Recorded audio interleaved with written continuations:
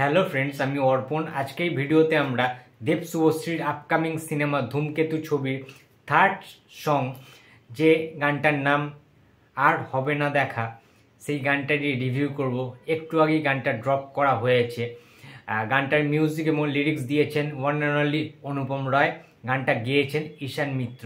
তো গানটা কেমন হয়েছে এক কথায় বলবো, চোখ থেকে না জল এসে গেছে, বিশ্বাস করো। দেখো, একটা কথা ঠিক যে আমরা তো ছোটোবেলায়, আমাদের ছোটোবেলাটা কেটেছে স্কুল লাইফে, যখন পড়তাম খুব ছোট ছোট, তখন সঙ্গীত বাংলায় গানগুলো দিত দেব শুভশ্রী, দেব কোয়েল, তাদের ওই কেমিস্ট্রিগুলো, তাদের ওই গানগুলো না বারবার শুনতাম।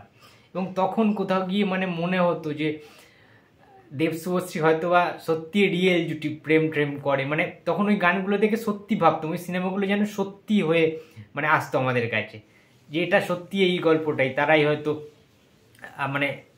আমি হয়তো বোঝাতে পারছি না তোমাদেরকে। যাই হোক, 3 মিনিট 34 সেকেন্ডের একটা গান হয়েছে অনুপম রয়ের। এই রকম লিরিক্স, এরকম সুর, এরকম মিউজিক এর আগে আমি কখনো দেখিনি। টোটালি ডিফারেন্ট একটা জনার অনুপম রয়ের। এইরকম কিন্তু এতটা হাটকে টাইপের, এতটা বেরিয়ে এসে তোমরা এই গানটার মধ্যে অনুপম রয়ের সিগনেচার স্টাইল দেখতে পাবে না। নতুন একটা অনুপম রয়ের মিউজিক তোমরা এই গানটাতে দেখতে পাবে। এবং যে দেব শুভশ্রীকে নিয়ে এত আমাদের মধ্যে কৌতূহল, উন্মাদনা, অনেক কিছু ভাবনা চিন্তা, দেব শুভশ্রী নিজেদের লাইফ নিয়ে, নিজেদের প্রেম নিয়ে আমি দীর্ঘ 9 বছর আগে চলে যাচ্ছি ফ্ল্যাশব্যাক। সেই টাইমে দেব শুভশ্রী কি অতটাও তাদেরকে সময় দিত, কিংবা তাদের প্রেমটা কেন পরিপূর্ণতা পেল না, সেই সমস্ত কিছু নিয়ে তার দ্বিগুণ বেশি দেব শুভশ্রীর সিনেমা যারা দেখতো বা তাদের ফ্যান্সদের মধ্যে সেই নিয়ে আলোচনা হতো, কথাবার্তা হতো। এটা ফ্যাক্ট। সেই জুটিটা কিন্তু রিয়েল ছিল, রিয়েল লাইফ থেকে রিয়েল লাইফে চলে গিয়েছিল, কিন্তু তাদের মধ্যে সামহাও সেটা কোনো কারণে মিসআন্ডারস্ট্যান্ডিং কিংবা অ্যাডজাস্ট না হওয়ার ফলে সেটা পরিপূর্ণতা পায়নি, তাদের ভালোবাসাটা বিবাহে রূপান্তরিত হয়নি। এটা তাদেরও যেমনি একটা প্যাথেটিক একটা ব্যাপার, আমাদেরও কিন্তু একটা অন্যতম, আমরা যে পেলাম না তারপরে এমন একটা কিছু ঘটে গেল, সেটা একটা ব্যর্থতা, সেটা একটা হতাশা তো বটেই। কিন্তু গানটা যদি আমি বলি, ভাগ্যিস এই গানটা 9 বছর আগে রিলিজ হয়নি, ভাগ্যিস এই গানটা এত বছর পরে রিলিজ হয়েছে। এর ফলে যেটা হয়েছে, দেব শুভশ্রীকে আমরা আরও একবার 9 বছর পরে দেখতে পেলাম। এবং প্রত্যেকটা মানুষের, যারা এই গানটা দেখেছে, আর দেখা হবে না, সত্যি কি আর দেখা হবে না? প্রত্যেকটা মানুষের না এই গানটা দেখার সময়, ভিজুয়ালি দেখার সময় চোখ থেকে জল এসে গেছে বস, এটা মানতেই হবে, এটা মানতেই হবে। এতটা সুন্দর লিরিক্স, এরকম লিরিক্স না, সত্যি বলছি আমি, খুব একটা দেখা যায় না এরকম লিরিক্স, ঠিক আছে? এবং প্রথমে যখন শুরু হচ্ছে গানটা, যে শুভশ্রীদির হাত থেকে পড়ে গেছে কিছু ব্যাগস, সেই ব্যাগের মধ্যে শাড়ি টাড়ি রয়েছে, এবং হয়তোবা বিয়ের বেনারসিটাও সেখানে ছিল, এবং দেবদা ওই রকম অবস্থাতে, ওই রকম বয়স্কের ছাপ, যেখানে বয়স্ক রকমের ওই রকম মেকআপে রয়েছেন, ঠিক আছে?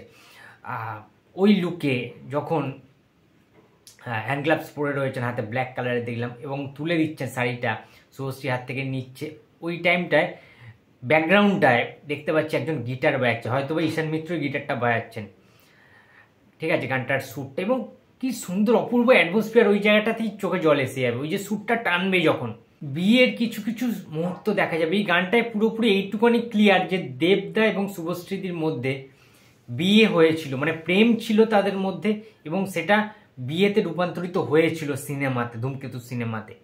তার পরবর্তীতে একটা এমন কিছু ইনসিডেন্ট ঘটে, এমন কিছু ক্রাইসিস দেখা দেয়, দেবদা এমন কিছু একটা কার্যক্ষেত্রে কিংবা কোনো স্ক্যামের শিকার হয়ে ফেঁসে যায়, যে কিনা দেশদ্রোহীতে পরিণত হয়, এবং সবার কাছ থেকে লুকিয়ে লুকিয়ে তাকে বেড়াতে হয়।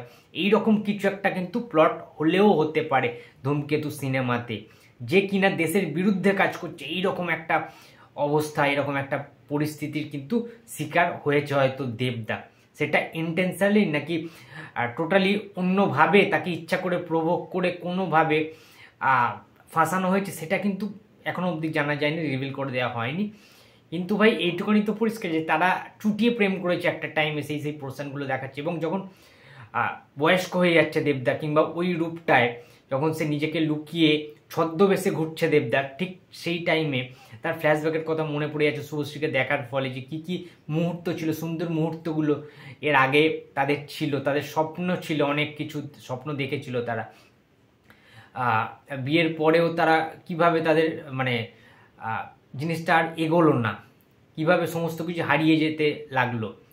দেবদা নিজেকে সরিয়ে আনলো তার পরিবার, তার মায়ের কাছ থেকে, তার ওয়াইফের কাছ থেকে, শুভশ্রীর কাছ থেকে। সেই জিনিসগুলো যখন ভেসে আসছে না, এবার মিল পাওয়া যাচ্ছে, যে এখনও দেখতে পাচ্ছে সেই গরম প্যাটিসওয়ালা আসছে মাথায় করে সুটকেসটা নিয়ে, প্যাটিস নিয়ে, সেটা ফ্ল্যাশব্যাকও মানে কিছু কিছু মুহূর্ত না। এবং চুড়ি পরিয়ে দিচ্ছে শুভশ্রীকে যখন চুড়ি কিনতে গেছে, প্রত্যেকটা ওই রকম একটা সুন্দর ওয়েদার, সুন্দর একটা শীতকালের আবহাওয়া, একটা মাউন্টেনে, একটা কালিম্পং টাইপের একটা জায়গা, কাশ্মীর টাইপের একটা জায়গা, ঠিক আছে, দার্জিলিং টাইপের। আমি না জানি না যে এইরকম একটা সিমলা টাইপের, মানে এই ওয়েদারটা বা এই জায়গাটা আউটডোরে যেটা শুটিং করা হয়েছে, জায়গাটাও ভীষণ সুন্দর। দেব শুভশ্রীকে দেখতে ভীষণ মিষ্টি লাগছে যখন সেই ফ্ল্যাশব্যাকে দেখতে পাচ্ছি দেব শুভশ্রীকে, সেই সত্যি কথা বলছি, রোমিওর সেই দেব শুভশ্রী টাইপের, বা পাগলু, মানে পাগলু ঠিক না, পাগলুতে তো দেব কোয়েল ছিল, কিন্তু আমি বলছি ওই লুকটা, দেবদার ওই ফেস লুকটা, সেই তখনকার দিনে 9-10 বছর আগে, সেই রকম যেন মনে হচ্ছে। যখন ওই কিসিং সিনটা রয়েছে, কিস করবে দেব এবং শুভশ্রী একসাথে, ওই জায়গাটা, পোর্শনটা দারুণ লেগেছে আমার। সেই পুরনো দেব শুভশ্রী জুটিকে যেন আবার নতুন করে ফিরে পাচ্ছি 2025 সালে। তো ওভারঅল গানটা খুবই ইমোশনাল একটা গান, দেব শুভশ্রীর এই গানটা। আর কি সত্যি দেখা হবে না জানি না, 14ই আগস্ট হলে অবশ্যই দেখতে পাবো, দেখা হবে সিনেমার পর্দায়, বড় পর্দায়, কিন্তু তারপরে কি আর জুটি হিসাবে দেব শুভশ্রীকে আমরা সত্যিই দেখতে পাবো না জানি না, দেখা যাক কীরকম হয়। তো গানটা আমার দারুণ লেগেছে, কেঁদে ফেলেছি, খুবই স্যাড সং এটা, ঠিক আছে। এবং তোমাদের কেমন লেগেছে অবশ্যই কমেন্ট বক্সে জানিয়ে দিও, মন থেকে কিন্তু ভিডিওটা বানালাম আমি, ঠিক আছে। তোমাদের কেমন লেগেছে অবশ্যই জানিয়ে দিও। ভিডিওটা ভালো লাগলে লাইক করো, কমেন্ট করো, শেয়ার করতে ভুলো না। যদি চ্যানেলে নতুন হয়ে থাকো প্লিজ সাবস্ক্রাইব মাই চ্যানেল। দেখা হচ্ছে পরের কোনো ভিডিওতে। তো টাটা।